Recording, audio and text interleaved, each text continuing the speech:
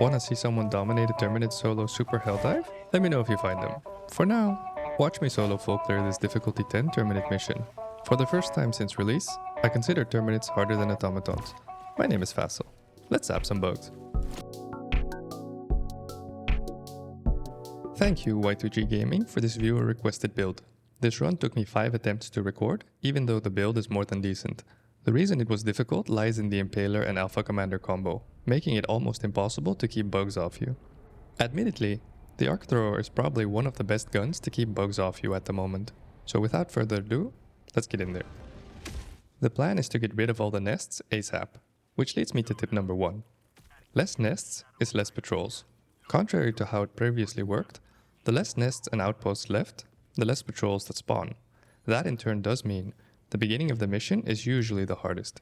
If you get into a heavy fight then, you're probably not going to get out of it. So don't get too distracted. Close those nests, quickly. As mentioned, I'll re-emphasize tip number 2. Alpha Commanders are just as high priority targets as Impalers. They spawn speedy warriors, better known as Alpha Warriors, very often. Between the Hunters, Shriekers and Chargers chasing you, you really don't need Alpha Warriors on you as well. In turn, that means it's officially much harder to outrun bugs. So if you can, get rid of Alpha Commanders quickly. Annoyingly, these things even have a tendency to retreat, so remember to choose your battles even more wisely now. Perhaps needless to say, Impalers are even harder to outrun. This whole run, my focus is to take out all the nests as fast as I can. If I'm allowed some time to do an objective, I'll take it. But definitely don't get your hopes up for that. Finding the balance for when to run and when to turn and shoot is tricky. So tip number 3. Fight when you need stamina. Run when you don't. Although not this simple, it does help you get used to the flow of battle against Terminates. If you run into a good choke point, for example, that's usually a good time to turn and fight. This is Crimsica though, so I won't be receiving too many of those ideal positions, unfortunately. This exact concept is what makes stun grenades so strong in my opinion. So tip number 4. Use stun grenades to create space. By using your stun grenades when your stamina bar is full, you can essentially create a 3 to 5 second gap between you and the bugs. More often than not, you can throw another one right after, extending the gap by another 3 to 5 seconds, after which many bugs will lose track of you. If they don't, they probably belong to the speedy kind, but at least you're much safer than you were 2 stun grenades ago. The concept to this build is using the Scorcher for chargers, and the Arc Thrower for most other things. I will admit, I tried really hard to make that work, yet most of the runs I tried it in, I just ended up getting eaten while trying to scorch a charger. So my apologies for messing up your strategy, Y2G. Here we go. Tip number 5. Abuse choke points. Many bugs don't fit through this choke, so by positioning myself there, I force the tiny guys to line up, and the big guys to walk around. So although you have to be careful not to get flanked, this position is fantastic. Also, by bobbing in and out of there towards them, it confuses the bugs trying to flank me, buying me some more time. Remember not to overstay your welcome though. I'll stick my neck out for the Arc Thrower here also. They made it misfire quite a bit less, and I've actually seen it bounce off corpses now as well. So if you've ever wanted to try a lightning build, this is the time.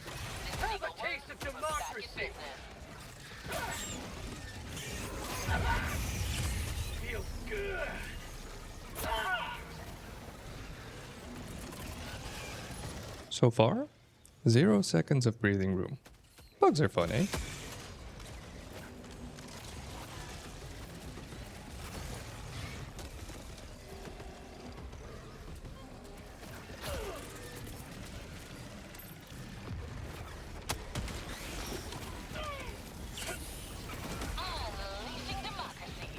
Here's an advanced tip. Number 6. Rearm as often as possible. Once you have all your ship modules, of course. The reason why is because it reduces your Eagle's cooldown significantly. In this situation, I got to choose between a 500 or a Precision Strike. I chose the Precision and rearmed the 500 immediately. The reason why is because I knew I'd be running away. So by putting them both on cooldown, in theory that meant I'd have 3 big nukes again, by the time the damn bugs caught up to me. That is theory though, which leads me to this video's fun fact theme. The discrepancy between theory and practice. Fun fact number 1. Theory and practice need each other. What I take home from that concept is this. You can prepare for something as much as you want, and as intensively as you want. The truth is, until you apply it, you'll never know whether you were right. The metaphor I enjoy most is, you can read books on how to swim, watch videos on it, practice the motions by laying flat on the ground, buy products that will help you swim, and pay for a personal coach. But until you get in that water, you don't actually learn how to swim. Which leads me to an instant fun fact number 2. Practice usually beats theory. Now, I'm definitely upsetting a lot of people with this statement, but hear me out. My advice is this. If you're going to try something new, you'll often prepare for it as best you can, sometimes taking up a giant amount of time. So ask yourself this question first instead. What happens if I mess up? For the swimming metaphor, good theory is essential, because the consequence is drowning. I would argue that for most things you do though, the consequences aren't that grave. So prepare for it, but just a little bit. Then go practice it. And you'll find out that by practicing it, you'll learn much faster than you would by reading about it. Wish I had a jetpack here. I could just jump on and off the radar platform then. Which would make the bugs chase their own tails. Oh, the fantasy. Although to be fair, this shield generator pack has saved me many times already. So definitely the right choice, all risk considered.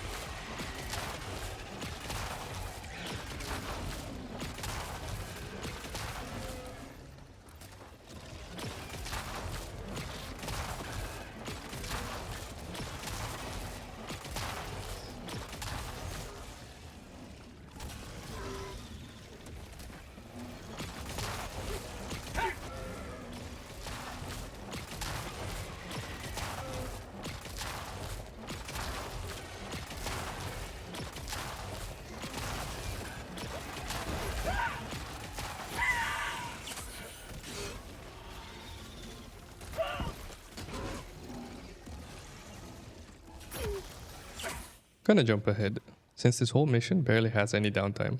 So just me zapping, stun grenading, running. Ran to the rogue station here.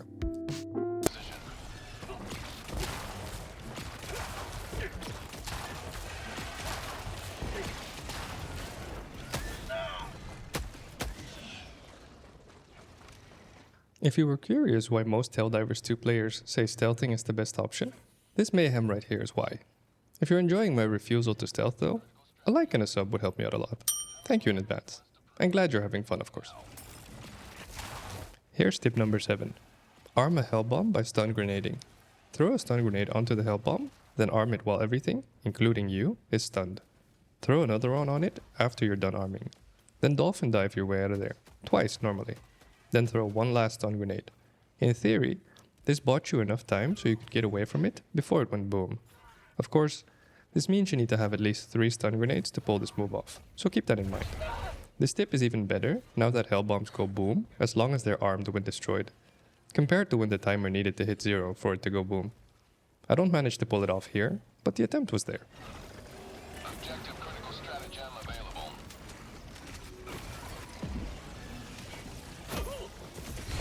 Objective critical stratagem no longer available.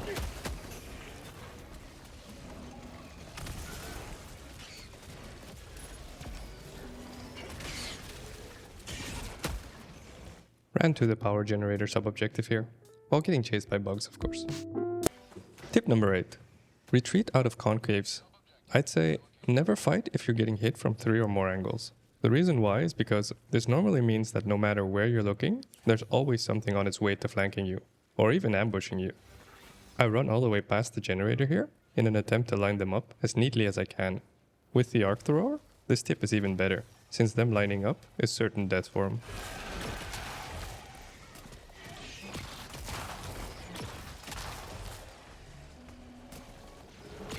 Say hello to democracy!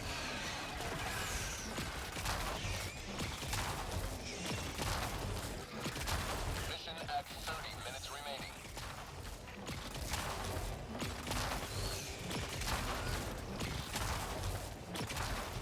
Have a taste of democracy!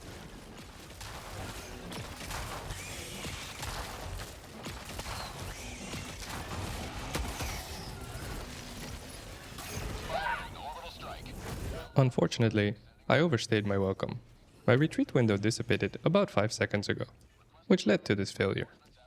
Which leads to fun fact number 3. Failure feels like rejection, and rejection puts you at risk, and risk gives you stress. That's the theory at least. So you may wonder, at risk of what? That's a really good question, and in this day and age, the answer is often not present. See, I failed miserably here, and again, which should lead me to feel stressed. The reason I don't is simple. I understand I can simply try again. Unlike swimming, there is no grave consequence, so I dust myself off, and I go again, and again, and again. And if I can do it, you can do it. So stop stressing over low-risk tasks. Just go for it already. Failed? Go again, damn it.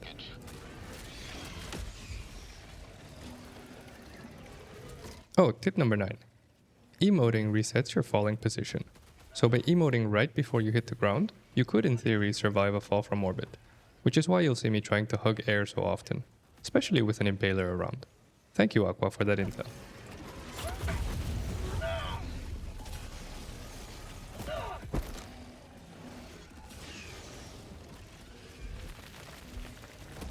Tagging location.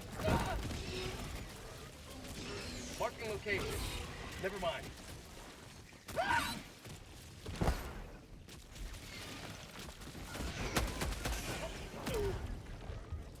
Helldiver KIA deploying replacement. Still figuring out how to handle impalers, as you can tell. Assuming I can't nuke them, of course. If you have any tips, let me know, please. And although I agree with the get close to them tip, I feel the forced pathing will lead to your demise regardless. So I often prefer taking my chances with the ragdolling. Please save me by commenting if you have a consistent strat. Thank you in advance. I finished the radar here, I called in my gear, and then I ran back to the generator sub-objective.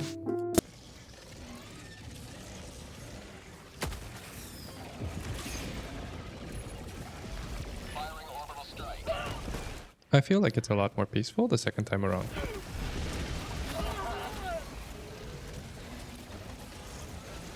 Tip number 10, by the way. Bile Spewers kill their own, just as much as mortars kill Helldivers. So no rush taking them out. Assuming you're willing to take a gamble, of course.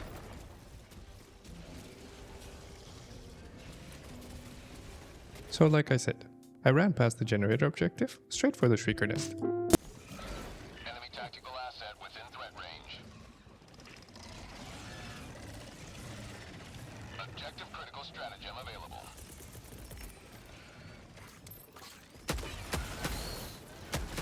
Hellbomb request approved. On its way now.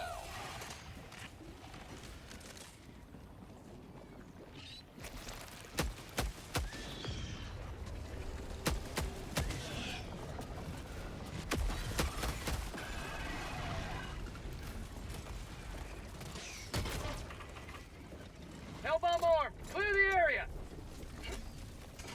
There we go. Did the stun grenade Hellbomb arming combo I talked about. Enemy tactical asset within threat range.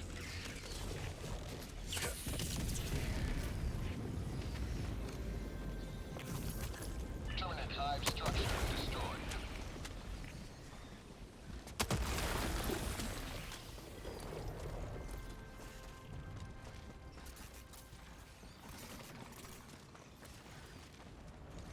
Bug out! I love that they made it so you can stim at full health now. Tip number 11. Stim right before you do something stupid. This didn't used to be an option, and it's a huge deal. The main reason you died to hunters, for example, is that they would interrupt your stim animation. Now, you can stim before they jump you. Granted, that takes some practice to getting used to, but it's a massive deal regardless. So definitely practice your prophylaxis. And since we're on the topic of stupid, fun fact number 4. Stupid questions are really smart. See, most people wouldn't dare ask a question they consider stupid. But the fact of the matter is, they would like the answer to that question. The reason they would prefer not to ask the question is they don't want to come across stupid. So roughly translated, they'd rather be stupid than look stupid. So my advice, if you're one of these people, just as I was, ask your stupid questions, since you'll per definition be smarter for it. Or as Mark Twain once said, he who asks remains a fool for 5 minutes. He who does not remains a fool forever. Remember to ask yourself as well, what exactly is the risk you're so worried about?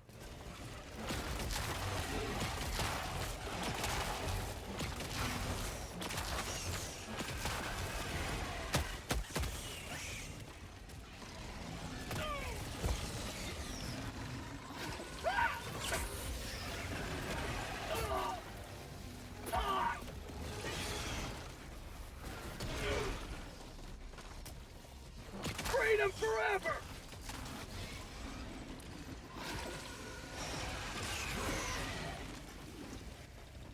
It's Mega Nest time, with 2 reinforcements left. Let's rock and roll. Or zap and dap, I guess? I haven't figured out an optimal route through here, nor how many different layouts of Mega Nests there actually are. Remember, being disheartened doesn't help you grow, and it especially slows you down while you're just getting started. So focus on the learning curve, not the emotions. Here's an insane tip for you. Number 12. Tentacles on burrowing actually destroy nests. So if you're mad enough to just run around while an impaler tries to shish kebab you, it quite often works in your favor, since it decimates its own nests. Also, chargers, titans, and bile spewer mortars all destroy nests. Just watch this mega nest close itself.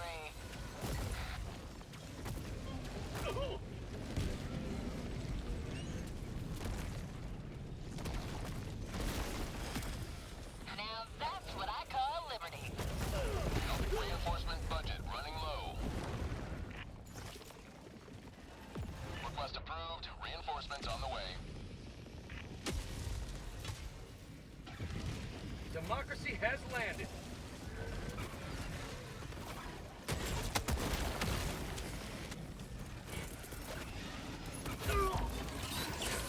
Reinforcement budget depleted.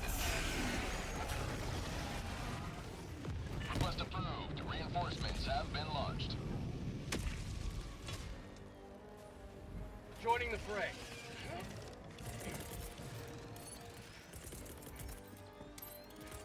Deploying equipment package. Sending down support weapon.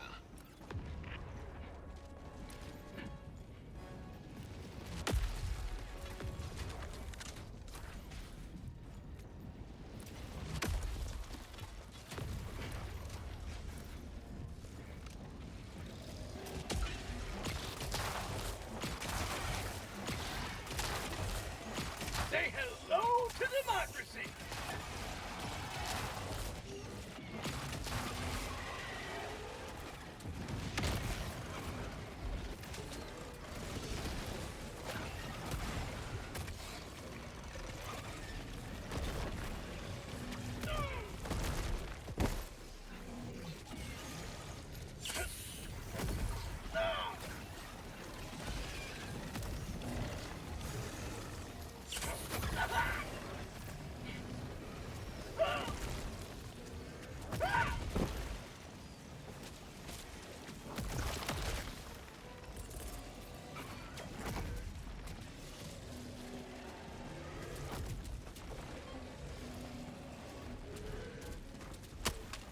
I think I closed like 4 nests. I'm pretty sure they did the other 6.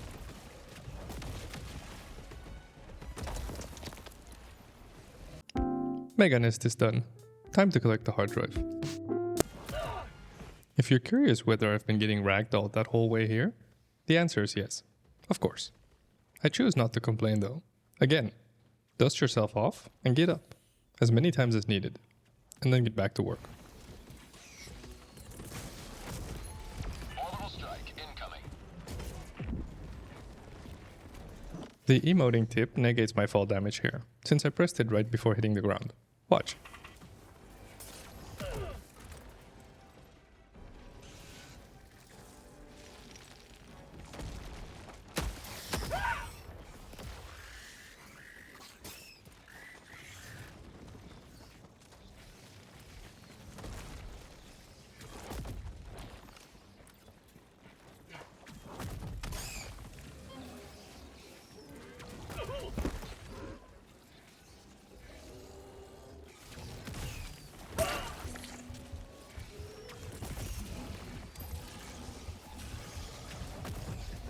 Sending down equipment package.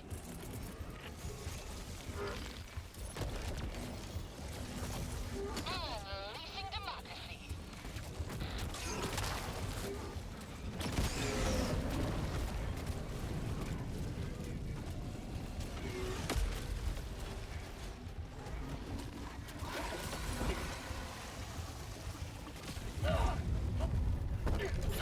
KIA deploying. I'm not sure why I dove here. I had enough stamina to just run to the resupply. Would have let me dodge the Bile Spewer's melee attack as well. Lesson learned, I suppose.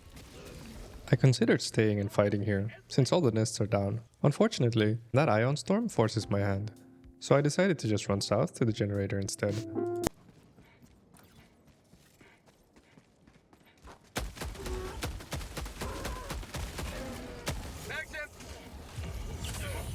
Here's a really min-max tip for you. Number 13. Console signal strength can be done at least half a second faster than you are currently doing it. For example, if the vertical slider needs to be moved up to raise the signal strength, rotate the dial left while holding the up button. If the signal stops moving, the dial has to be moved to the right.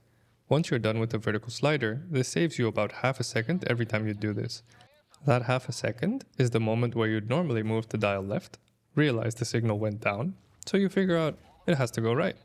Basically, you can integrate that moment into the vertical slider alignment. I'll play it in slow-mo here, so you can see it clearly.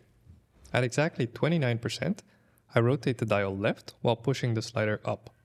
It stops moving at 29%, showing that the dial has to go right.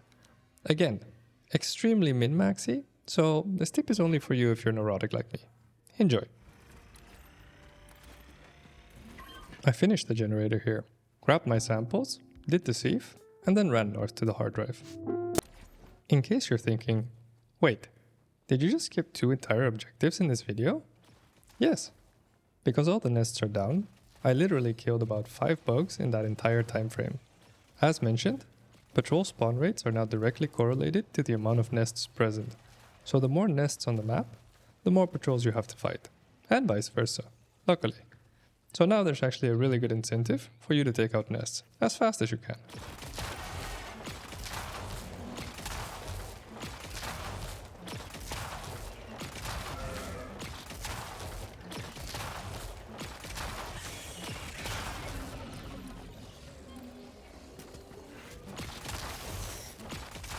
Alright, here's a fun fact you may have heard from me before in a previous video, but one important enough to repeat since it fits the video's theme. Fun fact number 5. Correlation does not equal causation. I mentioned that I believe practice will always beat theory, the only exception being high consequence scenarios. The reason why is because of confounding variables. Basically, accept that there will always be factors that you simply cannot account for, no matter how hard you try to prepare. And although you may get close to perfect preparation, you're most likely going to miss something. That thing you'll miss is called a confounding variable. Let me give you a relatively easy example of how confounding variables mess with our head. These are true facts based on a true story. It is 100% true that the more ice cream you eat, the more likely it is you're going to die of heat stroke. Now that's pretty ominous, but there is a direct correlation between those numbers. Now you could theorize and say, well, that's because the low temperature of ice cream actually increases our metabolism. On top of that, there's often a lot of sugar present in ice cream, which increases our level of physical activity, which in turn makes us generate more heat. So therefore, heat stroke. But as you may have guessed, it has nothing to do with our metabolism, or the sugar in the ice cream. It has to do with the fact that if you're eating a lot of ice cream, it's probably really hot outside. And that, of course, can lead to heat stroke.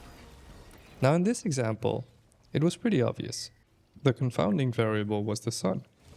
But please make no mistake. There's a lot of things you and I believe because we see a direct correlation. So we know for a fact these things have something to do with each other. Do not get it twisted though. Because they're connected does not mean one causes the other. I personally will always love theory crafting to be well prepared. I accept that practice will be my master forever though. So make sure you always do both. Stay sharp.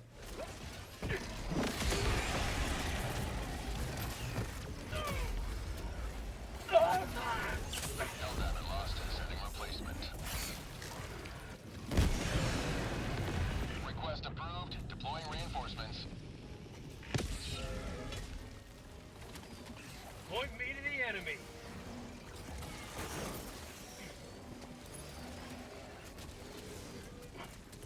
Deploying equipment package. Have you noticed how many times I've almost died with no reinforcements? Me neither. Stay focused. Eyes on the prize, team. Freedom forever! Nice. Lucky satellite alignment. Saves me a couple minutes not having to climb up there.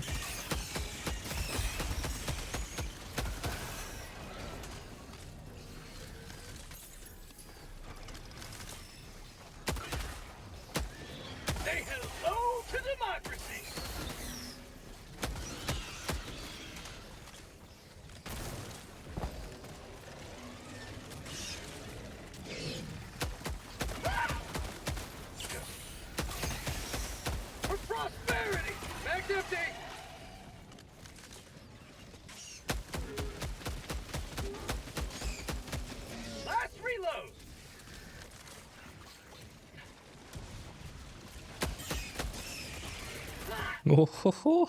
Nice armor choice there, Y2G. Or Rob. Mission was over without the extra padding.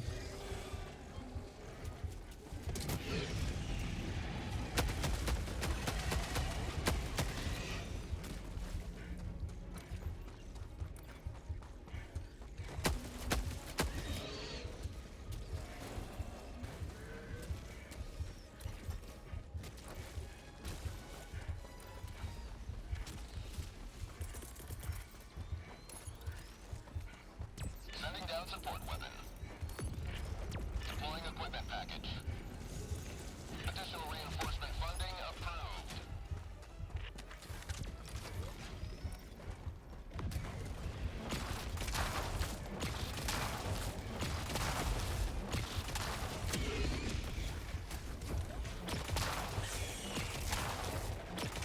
Eagle back in the fight.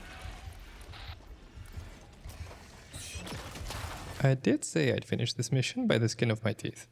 See? I don't lie to you. Stay this low much longer, Helldiver.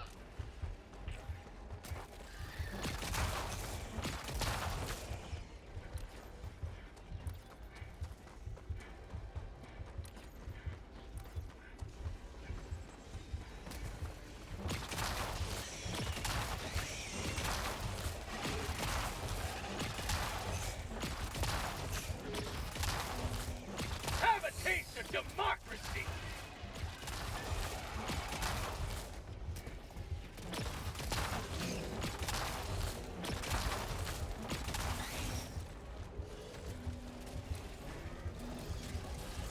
Helldiver KIA deploying replacement. Request approved. Reinforcements on the way.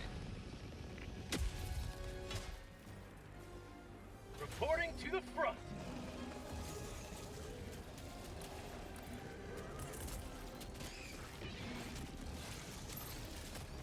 Firing orbital strike.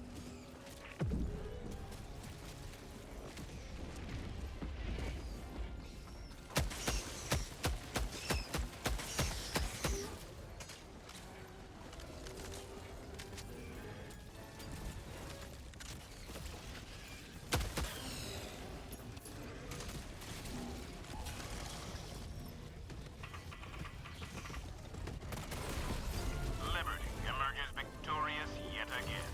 Extract when ready. Okay, here's the game plan. I'm gonna run a really big infinity sign, because that's how many lives I feel I need for these difficulty 10 missions right now. And also, because I'm buying time for Pelican 1 to get here. But mostly the lives thing.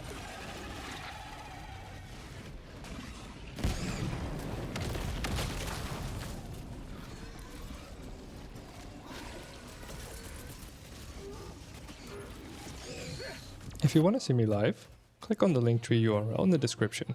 I stream on Thursday, Friday, and Saturday. I think you got the vibe to this mission though, so I'll skip towards the end here and hit you with an outro.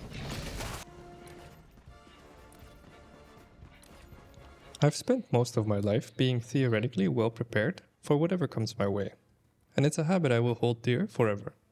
What I learned throughout my years of intensive care unit nursing is that theory is absolutely useless, however, without practice. The crazy part is, I haven't even touched on what I consider the most important part of that trinity, which I'm sure I'll get to in future videos. Something probably best referred to as attitude. See, you may be an absolute theoretical expert in your field, and even have all the necessary practical skills to dominate it as well.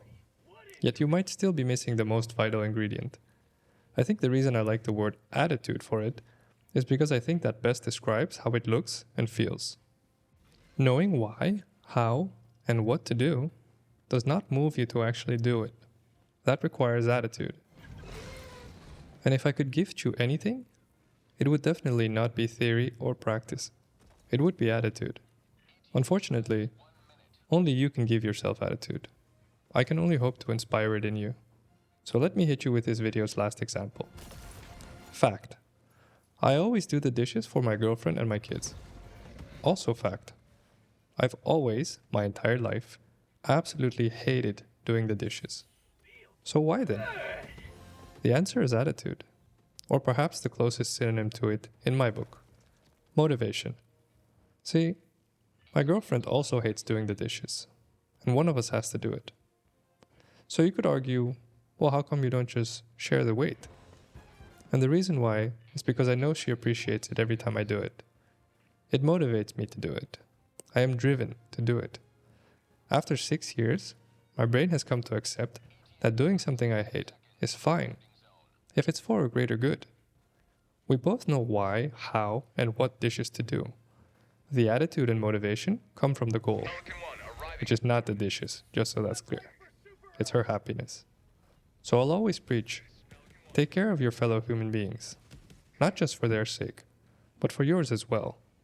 It completes the trinity I described, and it does so magically. Definitely don't believe me on this one. This one you should try out for yourself, for sure. My name is Vasil. Be well, and take care.